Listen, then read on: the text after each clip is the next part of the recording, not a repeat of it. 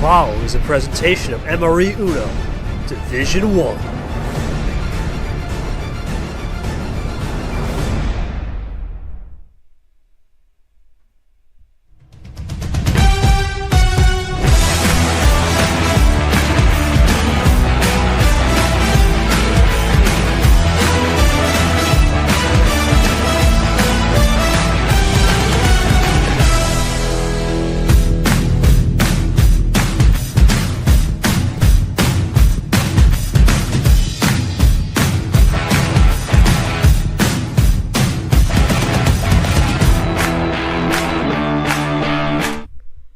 Another one. We're back for one more. One last KT stream at 10 p.m. after dark.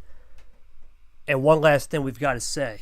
Let's throw it in the trash bin for DJ Kurtis. Super League was a disaster. He knows it. But guess what? He ain't no Masters class champion back in T2 beating out Cody Lamas for a reason. He knows he's been at the bottom of the barrel. He's an OG of this league. And he's looking to have another one back to the ascension of the top. And for Kurtis, he may not be this KC Chiefs, but he's sure to live and loving life right now. We'll see what he can do tomorrow as well with his fandom. But enter the PowerPlay master. Now, I'm not talking about the PowerPlay. I'm talking about hockey. They don't call him the biggest stick in the league without the PowerPlay in the sport of hockey. After all, we got the PowerPlay from hockey. But now hockey enters a new territory. He's not just skating around circles like it was in D2. He's got to find his footing and grab some ice. Because up there up north, that ain't going to be easy. Hello, everybody, and welcome to DJ Kurtis First Hockey, my final 10 p.m. stream, KT After Dark, one last time. It's going to be a great night. We got some fun, and we had some fun starting it off at 9 a.m. this morning. We're now on hour 13 of wall-to-wall coverage here at MRE Uno, and let's have that Saturday six-pack that's supposedly supposed to happen today. We started it off at 9 a.m. with the Super League hopeful. Maybe not so much hopeful at the beginning, but the home location of Indonesia, Thailand being close for Abian. Couldn't connect. Background took him to school. He moves on. 4-1. He'll play Logan on the road. Again, on a road game for Background. As he mentioned, the lucky 13 seed was popping for him. Then a close game between Seth and Nick. It was 2-2, but Nick found a way. Even after saying in Game 4, I don't know if I got the luck, y'all. Found a way. He takes care of business. He's moving on to play Jenna, this time at home there. Back-to-back 12-13s. In the Commissioners Classic in D2, it was G versus Yoshi, and G rallied to get to that Game 7, down 3-2. But it was a whimper of a Game 7 from Yoshi, a one-turn win, basically, after the power play. And boom, he's on to play the aforementioned Ghost. Congratulations to Ghost, who got his 100th career start today, and 100th career start, won his 100th career game on Game 4, and took care of Gone 6. One of the rare games that did not go 7. Camaro's in the dealership getting his timing bell fixed. We'll see if we can get that game in progress while this stream is happening. And lastly, the HufflePuff region. DJ vs. Hockey. Let's have a good one, boys. They're going to put on a show very shortly. Now, how did we get here with DJ Hockey? Well, a couple things to note. Hockey now the +2 from short takes the place stream game. DJ Kurtis moves from master to veteran, 6-4 record. Basically, as I said, the Aquatic April 6th place, won his class, but he drops down after the Super League and some other things. Red 5 on the cards for DJ. Hockey almost had a similar season, 6-4 in D2 with 1 DQ, which is crazy. DJ missed T4. There's only 4 tournaments in D2. If you look at T1, was his best place was the podium, the bronze medal at 3rd. He's a rookie. Something's got to give. They've had very similar seasons. It's interesting to note. Now we go into that old pod, and well, we started with Chaos, and we're going to finish with Chaos. We started with Leah and JT all the way back on the opening night, and Leah took JT to school after some crazy interactions with the API, and JT playing a little bit late. He still fought valiantly and got the job done, but unfortunately, it was Leah getting the win 7 for JT. Now Leah moves on for her first female matchup in league history coming up sometime next week. Aria took care of Peter in the opening day and the opening game of the round. Classic, the old March finale 23, the OG challenge. They now evened up the record literally in wins. More on that later. And then DJ Hockey here, and then Yepez and Brian. Everyone thought, Yepez for sure, 4-0. Well, Brian, he fought tooth and nail, and congrats to Brian for taking a 7 where everyone thought he'd be swept. He may have got the loss, but a lot of respect gained on the table. Yepez awaits the winner of DJ and Hockey. And well, let's go into the scene. Joining me in the booth is someone special. Tapir's making his Not his official D1 debut on commentating because he did some after night stuff. But he's doing with me. It's the old boss. I call him the Duck Master, the Duck Dynasty. He's the owner of the Weatherville Ducks in UUL. So Duck Dynasty and the boss going to drop some bars tonight. We got DJ Hockey in VC. We got Bad Brad reffing. Cody Smart back up. We got Charles Sanford. Maybe we'll add him in as well because I feel bad after what happened today with Camaro at the dealership. Let's go to peer. Welcome to your first KT stream, man. What's the atmosphere like? You've known hockey a long time in UUL. DJ plays for the Vibes. What are we looking for tonight? What are we expecting? Start it off simple. KT, thank you so much for having me. Wonderful night to everybody. Tonight's game is going to be all about pacing. Hockey, he has that need for speed, 100%. You ever noticed on that hockey game on the ice, you can never follow that puck? That's going to be exactly what hockey's going to bring to the table tonight. And we know that DJ is going to need exactly that same speed to keep up. I think he's going to have to figure out a way to get pretty much match or exceed hockey's need for speed. It's going to be number 154 is hockey versus number 5 for Kurtis. We're going to be going 154 miles an hour tonight. So, it's 10 o'clock, after dark. This is what I live for. Let's get it on. I'm excited. All right, looking forward to that. We'll actually go to Sanford because I feel bad. Sanford, I'm going to let you chime in one of those rare moments. Obviously, you're still waiting for your match, man. You've seen DJ a long time. He plays for the Vibes, but now it's a little bit different after a tough Super League. What's he got to do to adjust to get back on track? It's a good question. Anytime you end up with getting swept in a match, it's tough.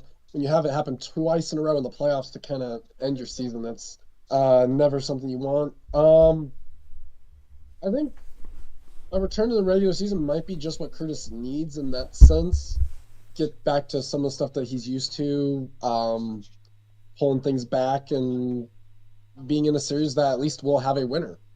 It's a different adjustment when you're playing those group stages and you can tie in a game. Trying to get off of that Super League hangover when you come back is always difficult. Just look at what happened last year. Absolutely. We'll go to the players. Thank you, Sam, for that analysis. I'll definitely go to you when I can, my man. Let's start with hockey. I know DJ will speak. So, hockey, welcome to D1. Obviously, we all know you got here because of some shenanigans, we'll call it, some shenanigans off the table with some certain people. They flamed out, but they'll be back. What's your thoughts on the environment, D1? What's your thoughts on now transitioning up? We know you played probably one of the fastest players in the league we saw in D2. Now you're going to come up here, still one of the fastest players. Obviously, when you're playing hockey, you got to be skating around the ice pretty quick, right? Trying to, whether you be defending or scoring a goal, right? You got to make sure you know how to skate. You got to know how to time it. What are you going to do tonight to get DJ confused and try to steal momentum early? Because one of the things with these D2 versus D1 crossover matches is momentum is everything. Let us know. Feel free to type or speak. And then for DJ, look, man, it was a rough one, right? But now you come into the regular season, a lot of success, man. A lot of great things have happened to you in this regular season format.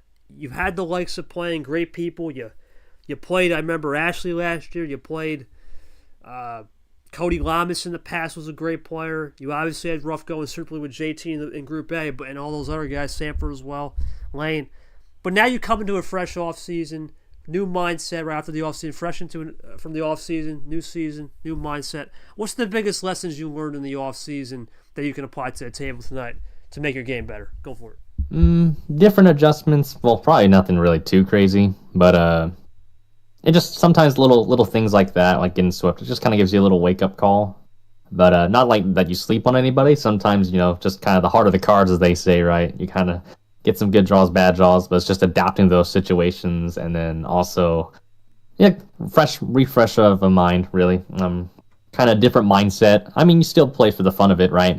But, I think the big thing for me was just to slow it down a little bit more, too. Maybe be a bit more methodical. Usually I'm pretty fast, and I still will be, but put a little bit more processing in my brain to actually, put it into fruition. Maybe get some good sets in.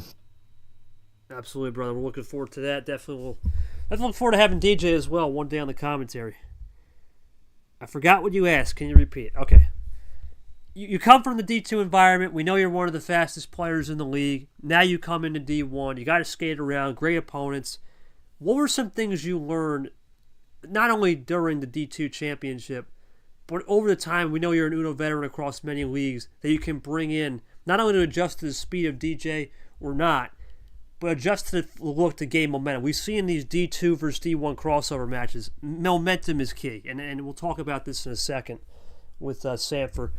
But yeah, that's the question. Basically, what have you learned from D2, and what have you learned from, of course, playing just Uno as a veteran in general in life? Now we'll go to Sanford. Sanford, momentum is everything, but especially in these D2 versus D1 crossover matchups, there's more momentum. Momentum is probably the highest all time because you got to think. You got DJ doesn't know what hockey is. Hockey doesn't know what DJ is. It's a learning curve for us as a broadcast team. What are they going to do? They evolved from the offseason. Just ask Zach Leah. They evolved, right? Just ask the background. He took care of business today. Knight played pretty well, to name a few couple. Goldie beat Nom. What do you what do you think is going to happen in terms of momentum aspect? We've seen this bot. Sure, it's been crazy with the Game 7s, but momentum is relied on more than ever before. Sanford? There, hold on, there it goes.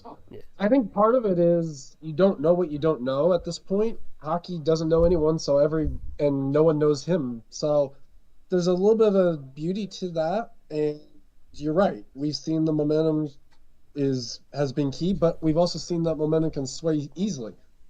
And if you look at how DJ did last year, I think the one thing you almost want to avoid if you're hockey is you don't want to let him get to that Game 7 because DJ, just like his Chiefs, are insane in the fourth quarter right when it matters most. And DJ, if you get into Game 7, is going to come up clutch. Game 7, DJ was born, we'll never forget, down 3-1 against WB, William Brock the Rock, and he found a way on that Pete Mahomes special at 15 in Game 7. So we'll see if we have another Omen. This is definitely one of the few guys you take it to 7.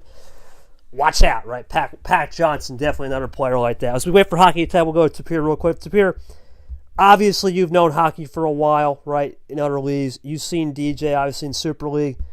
Do you think there's one little edge that one player may have at the beginning of the match that you can tell the fans? Or do you think this is a neutralizer we're going to find out Game 1?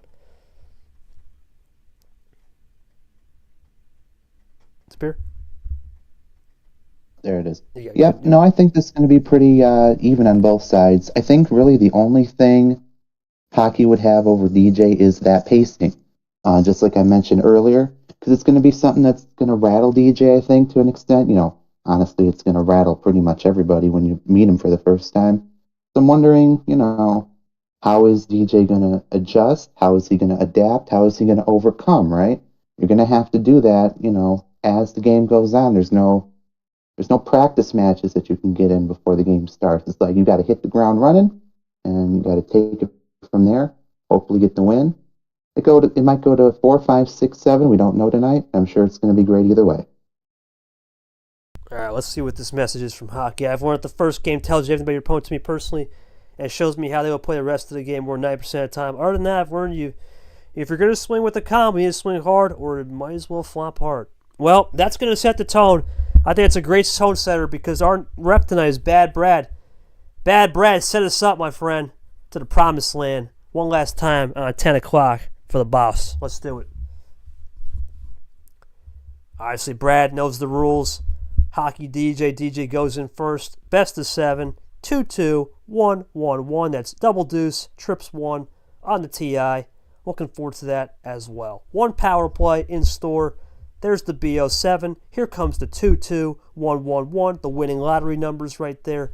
And let's figure it out with the power play. All right, Kurtis, I've asked you this question.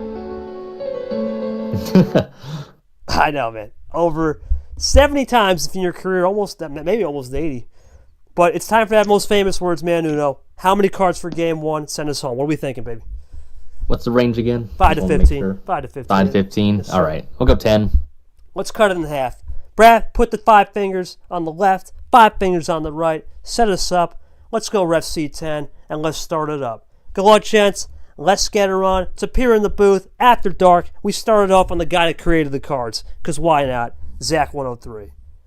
And Tapir, right now you're going to start to see a little bit of pacing. We talked about this with Kurtis. We'll see how he adapts to the pace, but we'll also see how DJ maybe could speed up or slow down hockey. Here comes hockey. Now, we talk about hockey. Remember, all the functions are in one tool belt. They're all in the one toggle switch. There's no more DMs anymore in this bot. Red 9 now will go double into Allen. DJ draws early, and he's still drawing out. Red 5 into Kurtis himself. There's the DJ card. Kurtis is going to still draw. And Tapir, you can see right here, Kurtis iced down the red early. Now it looks like it's hockey iced out as well. We got a little isolation. Little JT dry Stratton.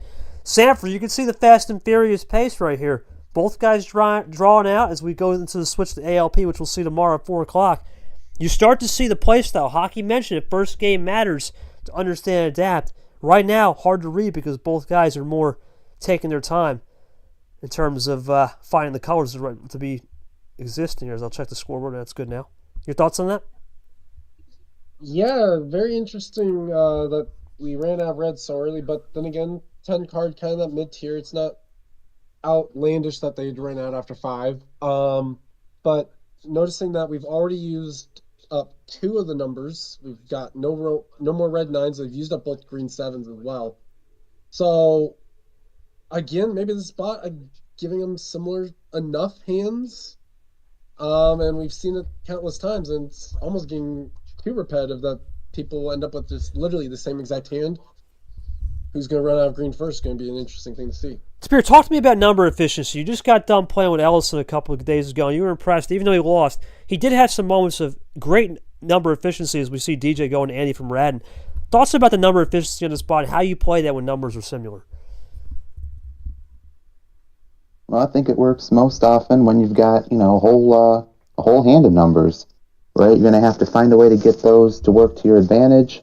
Frankly, you don't want to be caught off with, 4 colors, all mismatched numbers. So really your best option is going to be able to line those numbers up perfectly. And that still goes back to what I keep saying. You cannot rush a win pretty much ever, because even if you want to go from, let's say, trips or a rainbow 9, that's almost never going to happen. So you're going to need to find some answer quick on those numbers. But whatever you can line up, I'd say go for it. Well, hockey's going for it. Goes for a triple play. Double Yoshi and a monkey. And Sanford, this is the thing for DJ, right? How does he respond if he can with the ammo, or does he play it cool? He's going to go for the test mode. Here comes hockey looking for check. Is it split ammo to finish, or does hockey just play it cool? Just plays it cool into Rogers. Now DJ will have a choice. At check, first time for hockey, looking for that checkpoint. DJ is out. Hockey looking for the win. Is it number of fish? No. They both run dry. Not the worst thing for DJ, though, either. I mean, you're going to force hockey to draw back. He doesn't have a 4 at least to end it. That's one good thing to know. Absolutely. And it's all about playing those numbers. That's a heat check right there. Maybe. Ooh. We'll see if DJ can respond. Let's see what he's got in the back end. Into the KT Wild. Here he comes. He goes for a possible end-around play. Kurtis looking for the end. He's going to get out of it, Sanford. That's big. Can he play the right number, or does he leave it dry? Or is there a +2 in there? He'll play it clean. Goes on the 8. Hockey looking for it. Does he have a chance with the 8? No. That's a great play, Spear. You know the end around. Let's go back to you and Nam back in T4 finale. There was about 6,000 end arounds. It's a great play. Gets you out of trouble and puts the game in a little bit more of a interesting position. But here comes DJ in that reverse skip meta. We talk about this spot with the reverse skip meta. He goes to the red. He leaves it open on the draw. Interesting there. So Sanford, that could be percentage Uno with the reverse skips with the 16 combo, right? Because there's 16 reverses skips. Thoughts on that? And you think DJ made the right call because he got himself in Draw City, and maybe he wants to play for the Draw City tonight? I don't think it's the worst call. It is interesting that you leave it open on a skip, though, considering he's played the first 2 skips out of the deck. So still a lot of skips out there that could have been out. Gets away with it, and now can play some numbers here apparently on the red. Yeah, it's you gotta think. You gotta think here. DJ definitely playing a little bit more aggressive on leaving things open. But you know what? The one common denominator is these Draw Cities, and both seem to be content. You love Draw City. Give us the point of view when you're playing a game and you're in Draw City. What's the environment like? Is it the calm before the storm? Is it we in the eye wall? What, in terms of a storm reference, where are we at in Draw City when you're playing? Right now, I think it's calm before the storm. I think that both players right now are trying to fill up their hands while simultaneously hoping that the others just draw in numbers. You know, Draw City doesn't always work in your favor, but the times it does, you're going to have to find a way to get those draws to work out correctly. All about the connectors, for sure. All about the connectors. And one thing I've noticed about this red 7, well, it's now a red 5, but that eliminated green because both green 7s are gone. So you're going to have to, that's another one of those percentage playings, and we've already seen one of those. Well, there's green now, so those green 5s are gone. You're going to have to see how these two players are going to balance those percentages, as you said. Yeah, percentage, is, well, there you go, Tapir. You just mentioned it. There's Cap gone. There's the Dittos. That percentage all those Dittos coming out.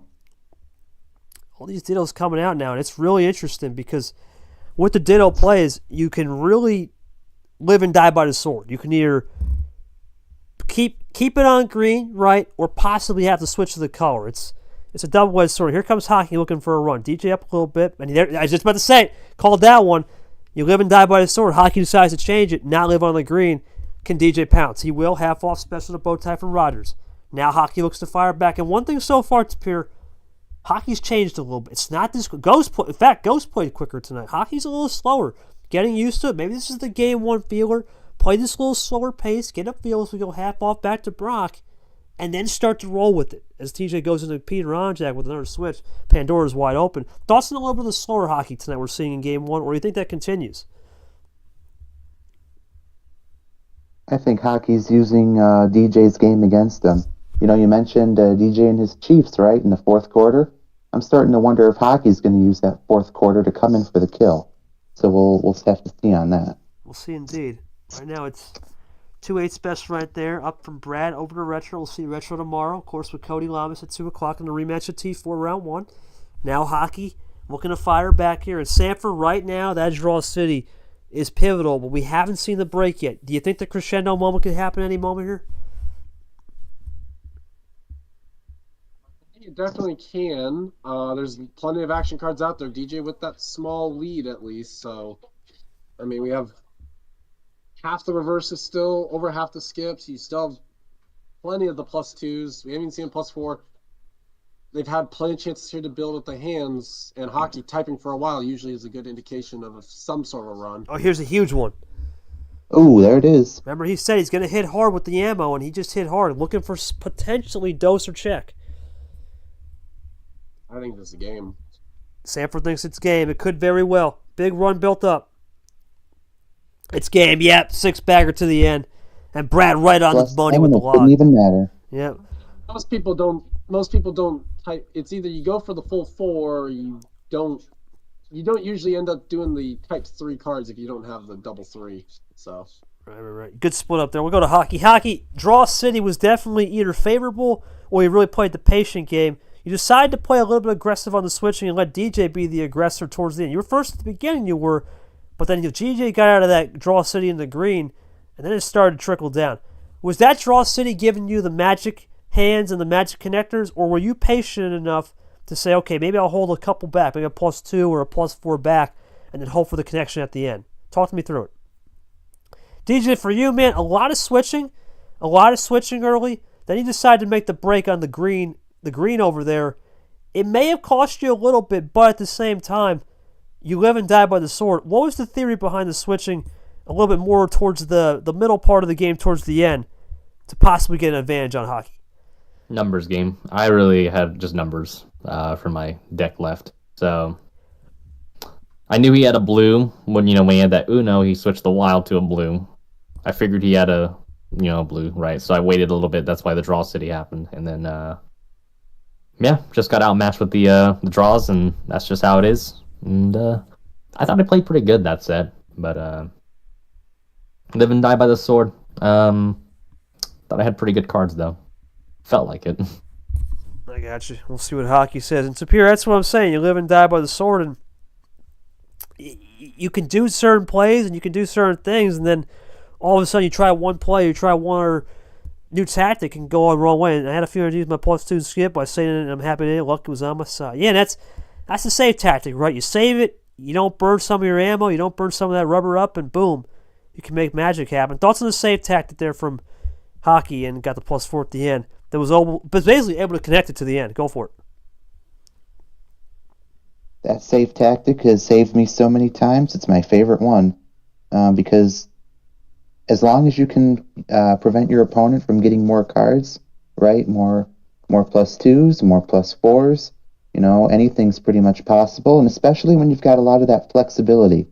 Let's say you've got 2 or 3 or even 4 of skip or reverse or something like that. You have a lot of flexibility, so it doesn't really matter what color you switch into. You can get out of it pretty easily. So, yeah, really pretty good job on Hockey for using that one. Pretty much approve of that 100%. High-profile plays from Hockey Sanford, the rookie. That's interesting. We'll see. How does DJ adjust now that both have seen their styles in Game 1?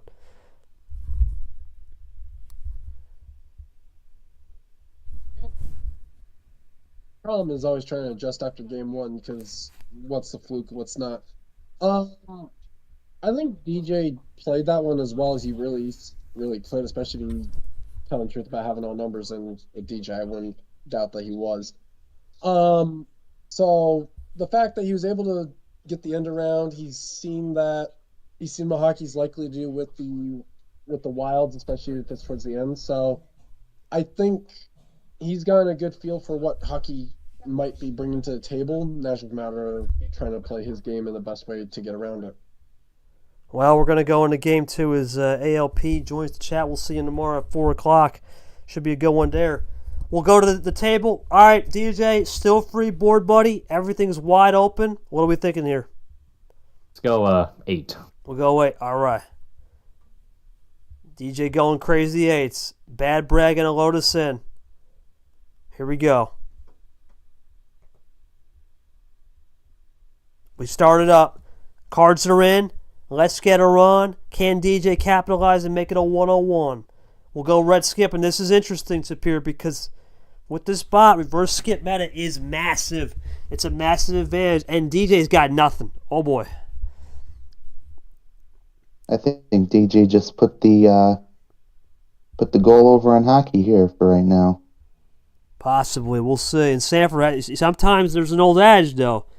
Just because I don't show you red early doesn't mean you don't have it to the end. That's something we all know about. You never know in this game when people are fading. Ask William Brock. Ask maybe Ashley does it a lot. A lot of people do it. But this one seems to be truthful right here. Yeah, real truthful over tonight. And now Hockey decides to go pack 0. And Sapir, as we continue to see DJ draw, you mentioned this. Who's got the shot on goal? Right now it's Hockey, but it can flip in a second because if you switch to the next color, does that force DJ into ammo? And that's the key. You're in a box right now. How do you get out of the box? And DJ's going to say, let's do it for us and into the old Camaro 8 that we're waiting for. And that's where if you don't know ammo control, you're... Oh. Yeah, you're good. Yep. Yeah, extra contact, so you're good. No, I was just going to say, that's where if you don't know ammo control, you're pretty much dead in the water. You got to know how to be able to save those important ammo cards, like those skips, like Kurtis is playing now. Now he got from green to yellow just like that. Yep, DJ just... So... DJ doing a great job there with a little meta. Now Hockey decides to run with the yellow, so a little fade look from both. How long does Hockey trust that yellow, and how long does DJ trust that Hockey doesn't have any more? Here we go. DJ decides to play it cool, half off special, similar to Game 1. We saw a lot of that. And there's DJ with the test.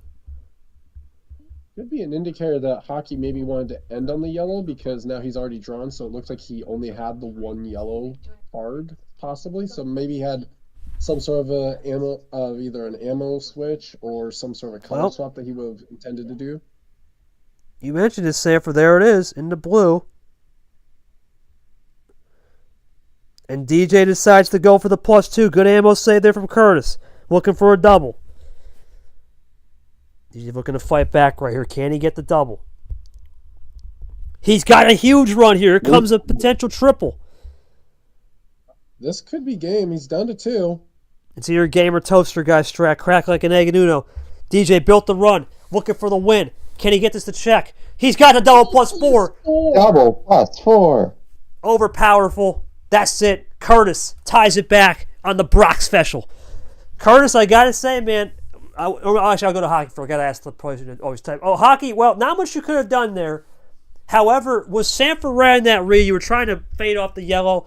Maybe you just didn't have a lot of the connectors, deciding to go a little bit aggressive with the red and hoping the numbers would work out. So was that yellow fade to try to be the finish and hope DJ didn't have anything on the back end? Let me know. Kurtis finally got some, at least to be creative enough with the package, but a double +4, we have not seen many of those where it's just that powerful. Do you think a little bit of the draw city may have came into your play and helped you out because you weren't having any luck on the red? Was that partially just draw city? Hey, it worked out in my favor one, similar to game 1 where it worked out for hockey? Yeah, draw city. Saved up this time around.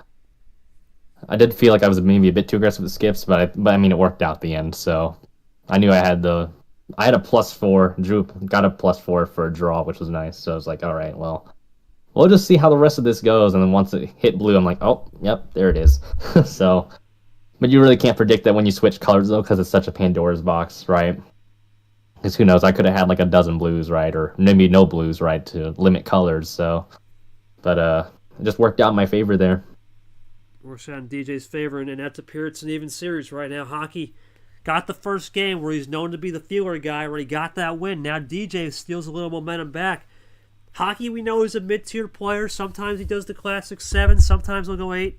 If he had not done that last match play thing, I would have played my last 2 skips, and yellow wasn't my color. Well, that's the reverse skip meta. I'll go to Sanford, hold the thought to Pierre. And we talked about this, Sanford. The reverse skip meta on this bot is powerful. You look at what we've seen right now. You want to talk about numbers? Well, they have a combined 10 skips and reverses. That's a lot. In the old bot, you may have saw that for +4s and wilds combined. We only see that as a combined 4. Talk to me about how the reverse skip meta has changed the game, especially because when you had that reverse skip meta cooking, you're almost powerful to say, hey, anything can happen. I can just play the percentages. Talk me through it. Yeah, especially because with the reverse and skips, what's good about them is you're able to either make up ground or gain ground on your opponent in terms of like pulling away from them, but you're also not giving them extra ammo like a +2 or +4. So we've seen it with this bot. It's when you give the extra ammo to your opponent, that's when you're really somewhat asking for trouble. So by being able to have reverses and skips and knowing when to use them, that's really what is basically deciding matches at this point. And that's the deciding matches to here, right? Sometimes you have the reverse skips, sometimes you don't, and when you don't, it's frustrating, but when you have it, you're powerful, and that's the beauty of this game, right? You have multiple facets, but you also have multiple ways to skin the cat, because that's one meta. We've seen +2 meta. We've seen number efficiency. We've seen every type of meta you want, we've seen. So how do you think as a player you adjust knowing that no 2 games are the same, but at the same time, no 2 metas even exist in the same game? Sometimes we can have Vapor Steven, right? We saw that where it was just a run to the finish, right? Heavy ammo both ways. Talk to me about the craziness of this bot as it continues to evolve in the league and how both players have managed so far. Sure, yeah, I think that's where knowing your opponent and getting those reads is especially important. Because when you notice hockey there, when he played that that green 8 back toward the middle, and then Kurtis right away he triple played into that yellow. He didn't want that green at all, right? So it's important to realize, does my opponent have a green? What if it's a fade look? All these things that are kind of just bouncing around in your head, and then after a little while, you just kind of spit out a comprehensible style of play that hopefully will get you some wins, and that's pretty much all I can say about that, yeah. All right, that's good enough. We'll square it up. All right, hockey. First home game ever in D1, my friend. We're just living with no 10. What are we thinking here? Are we going to that OG? Yes, sir, we are. OG7, Brad. Put her in the chat. Let's get it started. This is what hockey likes. OG card special. We know he does this 7 to 10. He lives it, similar to Brock and some other players. Brad types it in. There's the 7 special. We started up with Monkey Boy, a classic player on a classic start. Well, now the question is, Sanford, for hockey, he controls the pace for the first time all night. And just like that, as I said, he goes into Kev Shear. That's the difference. When you can control the pace and dictate the game, especially when you're a quick player, it does make a difference. And this is the second time in a row to appear. No Reds for DJ. Again, that is crazy. Deja vu, lightning struck twice. Well, to be fair, it worked well for him the first time around. If I'm DJ, actually, I'd welcome the idea that there's no Reds, especially when hockey only had one as well. Like, in all honesty, it's an interesting decision to swap. I get it. You sometimes play aggressive, just try and make sure that you're doing that. But in a way, hockey playing into DJ's hand a little bit with that early swap. We'll see how it goes right here, because DJ now has a chance with new life to appear with the green. Let's see what he does. Remember, 7 cards can go quick. Hockey probably looking to race to the finish line first, while DJ's taking a little bit more of that slower pace. And here comes the reverse skip meta. There's 1. Is there 2? Is there 3? There's 2. It's back to red. This is almost deja vu from the last game. And he ends it on his own card, too.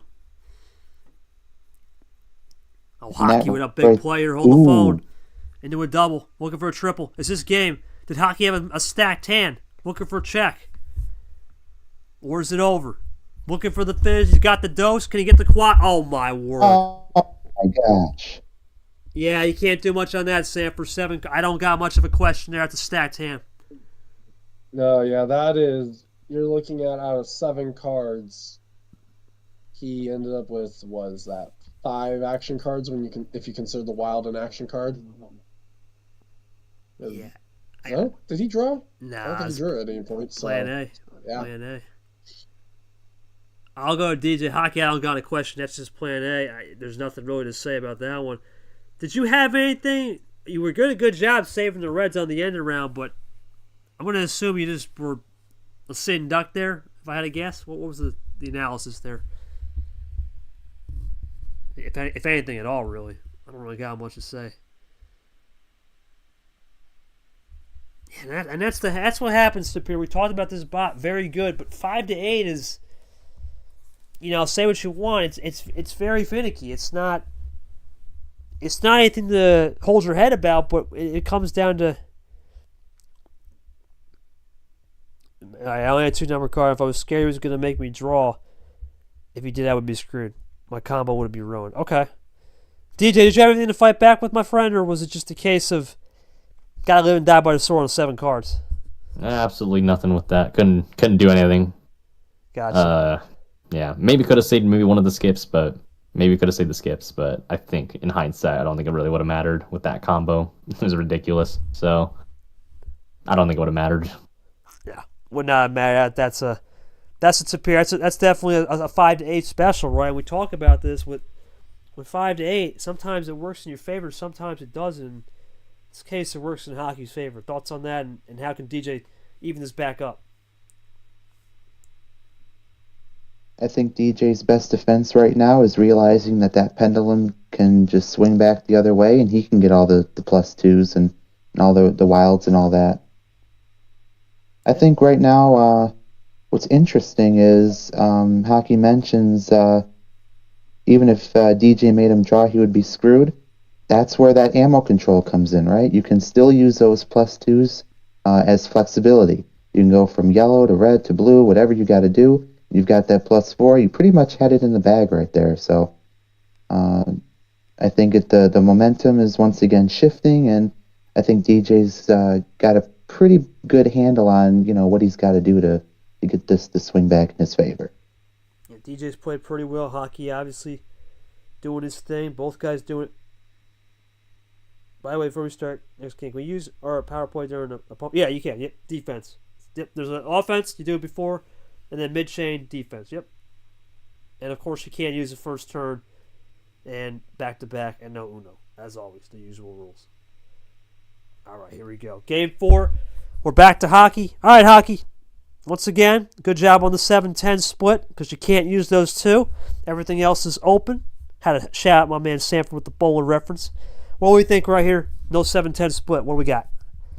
Let's go double OG. Let's double it. Let's do it. Double it and give it to the next person. Oh, yeah. Well, that'll be 28. We'll stay 14. Here comes Brad with the 14 card start. It's inputted. Let's get her on. Brad's ready, and there he is. A crikey start with the crikey man. Tester guy. Good old Toasty, man.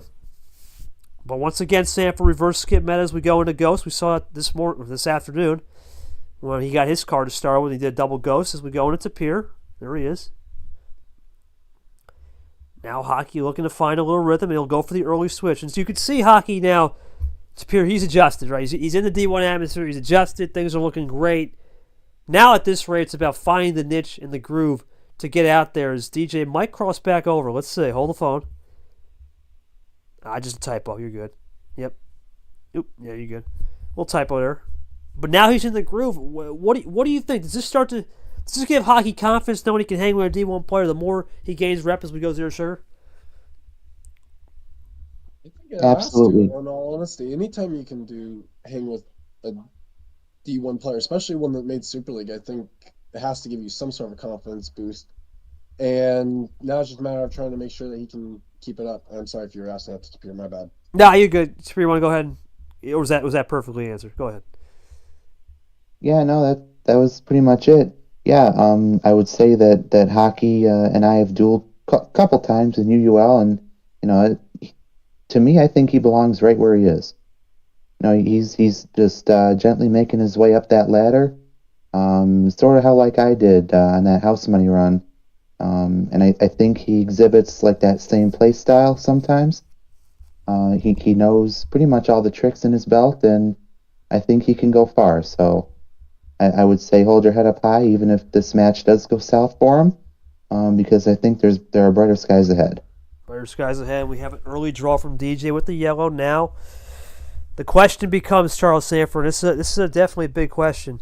If you're DJ Kurtis, you had two sides of the coin. You drew early on the Reds in game at number 2, success. You drew early in game 3, didn't have it, but now this changes everything because he's now 2-color strat. We know 2-color ISO this late in the game. It sometimes can be devastating. Yeah, it can be. But DJ with plenty of cards here to try and choose from, looking for what's going to be that right card. He gets the Vapor card there. Hockey within that range to definitely finish it off at any point. In that red zone we talk about always. Here comes DJ. Let's see if he can counteract that red zone and put some good coverage. And he'll go into reds. That's definitely an interesting play tip here. Going to be aggressive with the color switching. Hadn't seen it in a hot second. Here comes Hockey.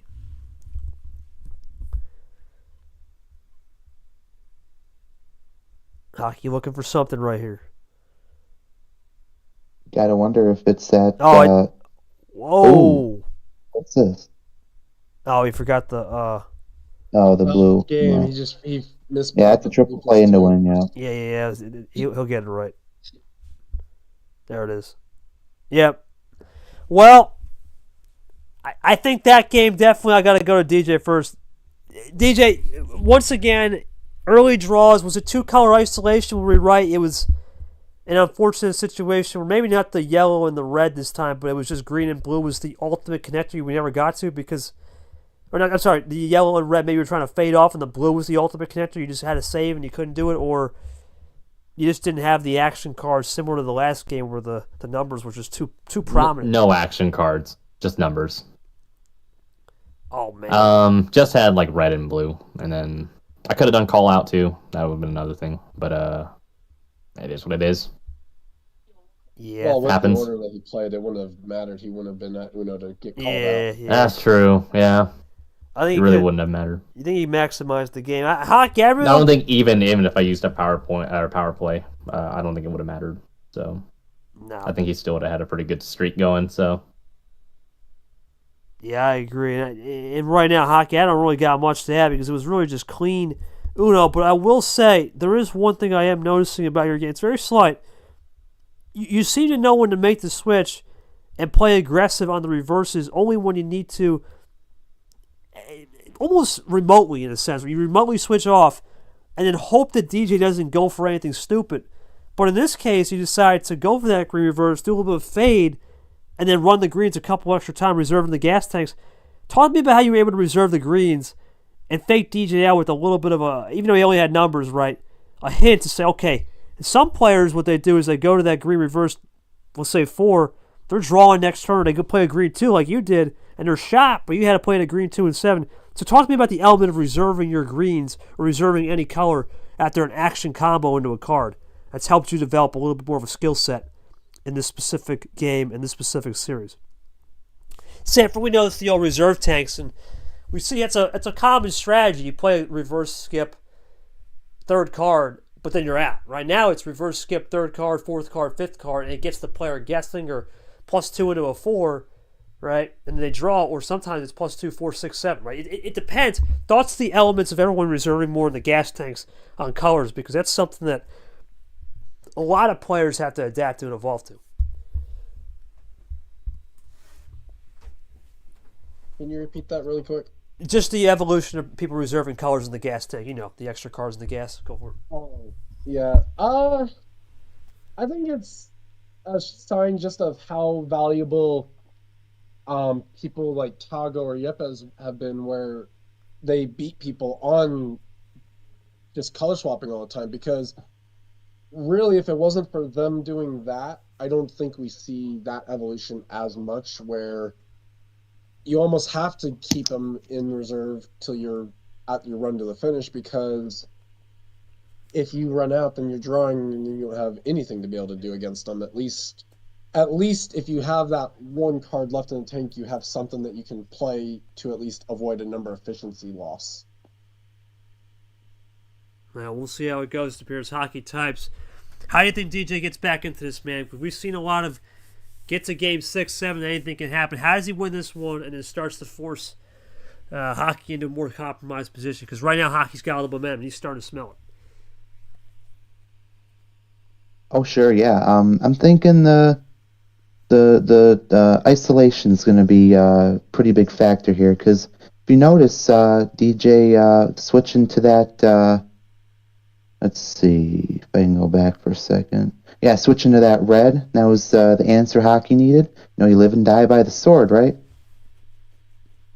Absolutely. You got to live and die by it. And here we go. Well, I read based off of what DJ had played. I saw he had played a 7, so I assumed he had a different colored 7 in his tank. So I saved the numbers I wanted to use and read what cards he couldn't swap off of. And played those cards so he couldn't do anything. And played the 7th of Rainbow. So let's go back to that. Okay, so that's a timing thing, right? And we talked about this, Sanford. That's a play style where you look at the card history, you go off of instinct. Hockey saw the earlier yellow 7. You start playing that percentage and saying, does he have a second or third 7? And in this case, DJ had a second 7, which ultimately gave him the connector with the red +2, his own card, ironically, into the blue +2, which was Clay in a JT. So that just shows you the next level evolution of reading the cards, reading the colors, and reading just one number can sometimes be the lock and key chain for sure. All right, well, game number 5, it's back to Kurtis. Kurtis, same drill, my friend, just no crazy 8s. What are we going to do for game 5, my man? Go 13. We'll go OG full. Here we go. DJ, we're going to get back in the game. Can he get this back to force a game 6? We'll find out. Hockey, we're going to finish it off right here. We'll start it off with the gangsta, Peter Onjek. Here comes Kurtis now. Looking to try to get back in. He's changed his style. He hasn't had much to work with all night. Can he get something cooking right here? Blue 8 now. We'll go into hockey's turn. Now hockey to blue 4. We'll go half off special from Retro and Nom. And Kurtis right now, let's see what he can do in terms of maybe running dry. And that's one of the things we saw the last 2 games. He ran dry, and one time it worked where he won, the other time maybe not. And you got to think to Pierre, running dry can be a sign of, as you said, save tactics or just truth. And that's something you got to decipher as the game goes on. And there we go. There's a switch over. We'll see if he has any more blue later in the game. Yeah. There's a lot of fade looks, and as the series progresses, because now you've got that history on the past 4 games that you can rely on, and maybe it'll work, maybe it won't. Sometimes being only 2 color is your best friend, like we just saw in that last game for hockey. Not going into that blue was his best friend right there. Hockey now looking for one last push to get to the finish line here. DJ, we'll see what he can do here as we go for a triple play. But does not finish off into Sanford. Sanford, that's an aggressive warning shot right there. This puts Hockey at 7, 5 possession lead, but it gives DJ freshies. It does, but only 2. I mean, most of that run was done with the reverse. And, going to depend on what DJ might have. Well, goes after Monkey's Heart. Yeah, he does, and it's Appear as well. It's Appear's Heart as well, so that's 2 in a row. But right now, both players are starting to understand each other on the colors here. DJ going to go for a ditto to Appear. Hockey now, he played off these numbers with the 7s last game. Does he see another number and play Nostradamus? Well, he checked City right there. Only he checked the yellow. That's a big sign for DJ. He might have to do something here, Sanford. I'm starting to sense that Hockey's starting to make the break. Yeah, this is looking like danger or trouble for DJ, especially up against the wall, down 3-1. Hockey makes the break. DJ looking to answer. Here we go. Into that Llama Yellow Wild. It's staring right at you, but will be enough to stare at DJ to possibly prevent this move. Let's see. And when you've got the player that's up 3-1, opening Pandora's box, you know it's for a reason. Yep, and house money, right? You're up 3-1. I'm on house money. You got some extra games, and DJ says that's enough. He'll take the lead right here, and he will.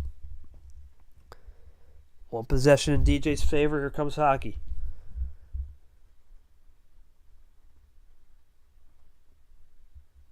Well, at the very least, stalls him out for at least 1 more turn. You know, DJ Kurtis he'll draw out on the red. It's been his popular thing tonight, drawing out on the red, but may have had to play that to play percentage Uno, and there's the green switch to Appear. Hockey, though, has that yellow hanging. That's something DJ has in his arsenal. He knows a yellow might have been a finishing play. So that cap green. It might be No, you good. It might be a Minesweeper play. And what color do I not want to give him? Yeah, Gerard used to always say walk into minefields, but here comes Kurtis with the possible reverse skip meta. It's the one thing DJ's had, I would say, more than Hockey tonight is, instead of those potent finishes, is reverse skip end arounds. Kurtis looking for a possible end around here to get this one into a neutral situation, or does he have something more? He's taking his time on this one. Really loading up. Looking for the lead. He'll have the lead here. Looking for more than just that. Looking for 4. Kurtis looking for more. He will have more. Looking for 3. This is big, Sam. Huge run. Monster run for DJ. DJ still looking for more. Does he have more in the tank? Still looking for it. This would be a big run to Appear. He's going to do the same thing Hockey did with that yellow wire. That's interesting. Ooh. So DJ mimics there. It looks like now it's a... Yeah. Go for it. Go for it, man. Yep. It looks like it's a race to the finish now. You know, who's going to blink first? You know, DJ's got 3, Hockey's got 8. If DJ's got all yellow, he can run it right clean, you know? Until Hockey will get out of it. That in the red. That's an end-around play. DJ says, here's some of that medicine. Hockey goes back at it. Now the question is, was that a truthful play from DJ? He goes back to yellow, wrong number. Ooh, that's big. Back to Cam. Probably the most unfortunate guy tonight right now. Hockey, does he have a red 8 to counter back and cross up DJ? Aggressive with the green. Does DJ have anything? Here he comes. Used up the 3rd out of the 4 normal wilds to do it. Nothing from DJ. Hockey plays it cool. Can DJ find a little bit of that top deck or maybe some number of fish? No, here comes Hockey looking for dose.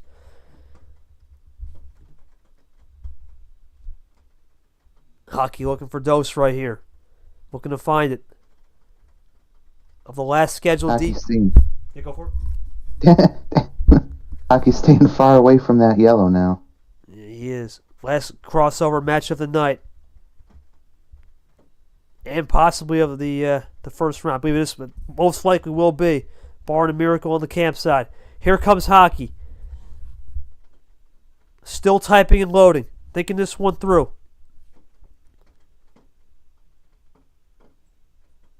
Oh, you got to call it before. Got to call power play before. That's the last wild. Yeah, you can only do the defensive power play when he was running. So, DJ, you're still good to play. So that's interesting, Sanford. That definitely opens the door for DJ if he can do something here now. It also, if I'm DJ, it tells me that he probably has some sort of a run as well. Yeah, yeah. Yep. That's a smart play from DJ. You got to throw it there. You got to throw it, and that's how to do it. It's the one thing DJ has is that veteran experience on power. Hockey probably had game, but DJ saves the game. Even if it's not going to be a power play to finish the game, it saves the game regardless. Because now you don't know what that extra card's going to be. Here he comes.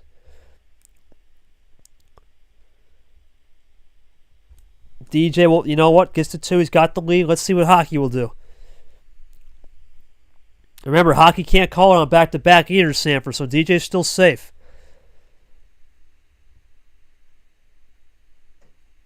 Hockey will just play it cool. Here comes DJ Kurtis. Let's see. He wanted yellow earlier.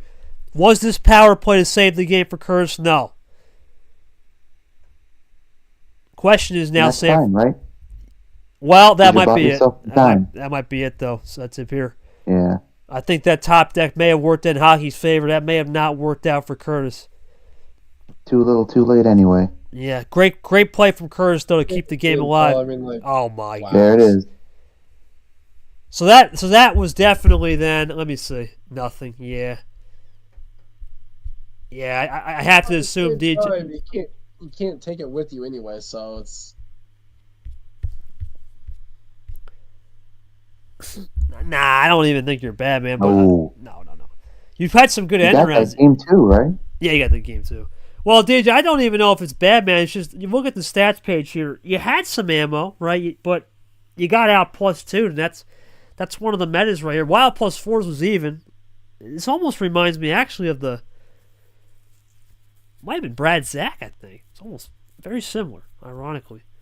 That's interesting. But your thoughts on just trying to, I guess, fight tooth and nail, man, because you were fighting a bad night and a bad hand all night, and at least put up a fight to get that one win.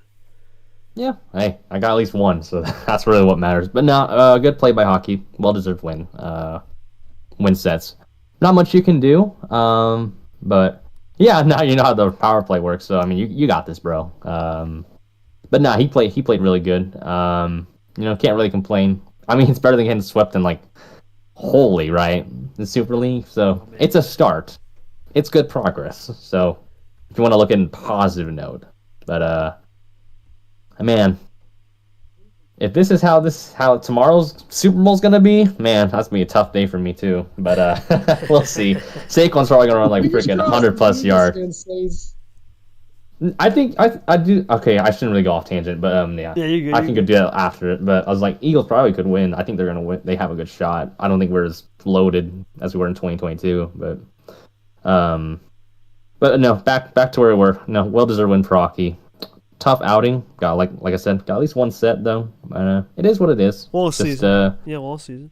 Long season, and if it just keeps going on, then I mean, hey, that's what the commentary boost's for, right? So, but yeah, maybe I'll better luck there than when I actually play. But kudos to Hockey though. We'll get you in the commentary booth, man. Don't worry. Next round, you just let me know what time. We definitely got to do it, man. But Hockey, good win. Congratulations, man. Fantastic work.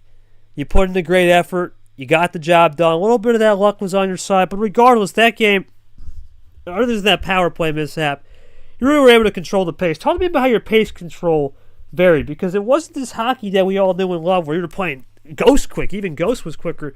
You developed your game to have a little bit of a slower, more methodical, I guess you could say, what do you think, Sam, for eco mode? I've been talking about that with Jenna and Brock. Let's say eco mode.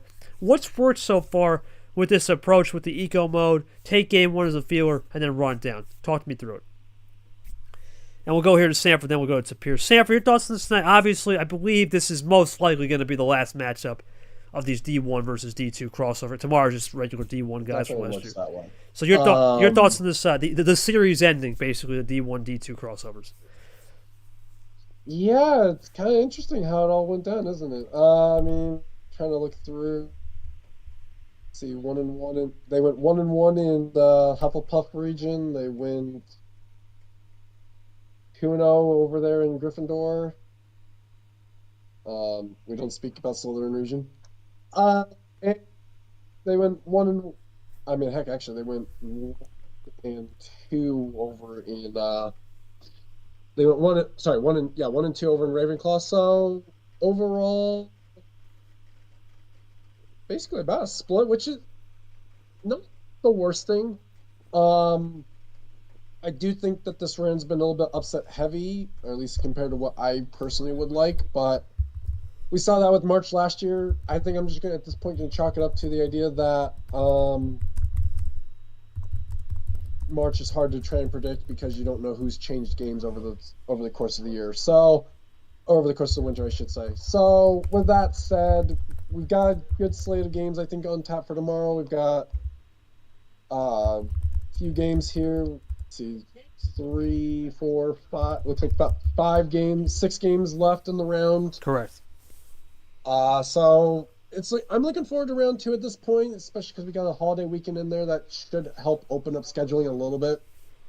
For some, especially because we don't have everyone celebrate the same holidays. So it's been a fun round, and I do think that the D1, D2 people both at least showing up and showing how it's done for both Super League and how D2's here to play.